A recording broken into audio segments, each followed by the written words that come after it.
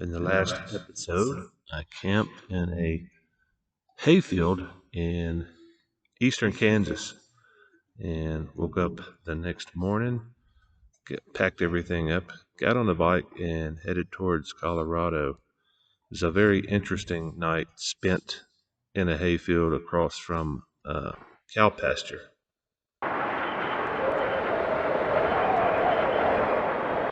Luckily, it was not raining on these greasy farm roads. Got back on the highway, and this is what it looks like to ride through Kansas. The only plan for today, other than rolling towards Colorado, was to visit Monument Rocks in western Kansas on the way to Colorado. And I visited in 2015, but it was nothing like this. I think the whole time I was out here in 2015, I probably saw 3 other cars. I passed 3 cars on the way in on a dirt road this time. So the place was covered up with tourists, which I'm okay with. Just changed the dynamic of the place. And my intention was to hang out here and spend the night, as I did in 2015 in my schoolie. But since it was so hot and they had erected new signs, no camping, no climbing, no, I'm assuming that the landowners out here decided that it was getting a little bit out of hand and they needed to make some more rules, and I didn't want to be a part of the chaos. So after I got the drone out and flew around a little bit, I was ready to get back on the highway and head back towards Colorado. But first, a drone flight.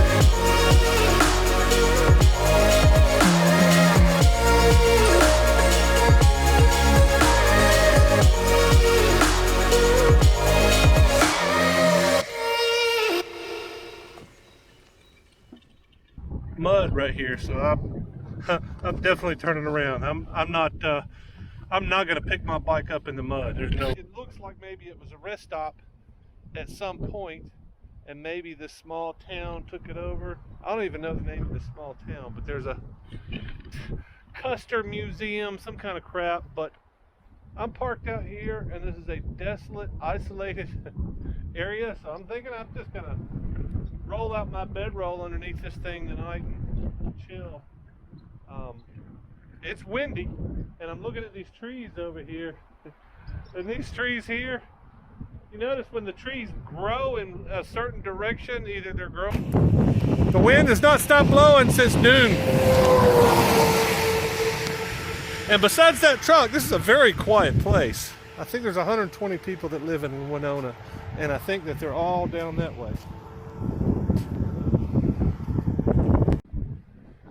7:30 in the morning, and I slept like a freaking baby in that hammock. I couldn't find any trees. Well, actually, I stopped because of these trees here, because those are pretty close. And, well, actually, that got my attention with the water that doesn't exist. I would like to formally thank the people of Winona for allowing me to stay at their town rest stop or museum or whatever they call it.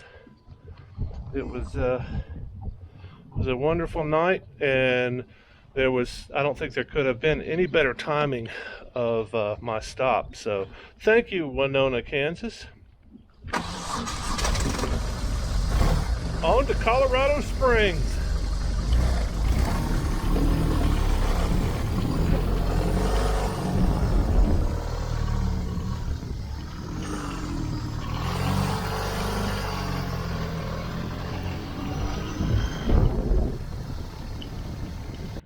Wow, the wind is unrelenting. 20-mile-an-hour winds, gusting to 40-mile-an-hour winds. I don't sail in this kind of weather, so I'm about 100 and a little over 100 miles outside of Colorado Springs. But there's a big, nasty storm over there. I can see it on my radar. It's in the predictions. It's in my route. And I'm just trying to find shelter just in case it comes this way. I'm not going to ride through it.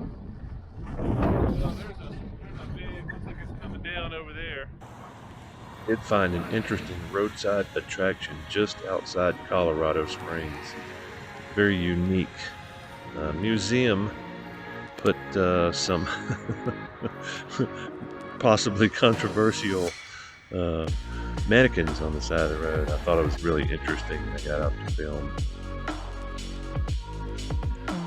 I moved west of Colorado Springs into the Pike National Forest and spent a few days in the peaceful breeze.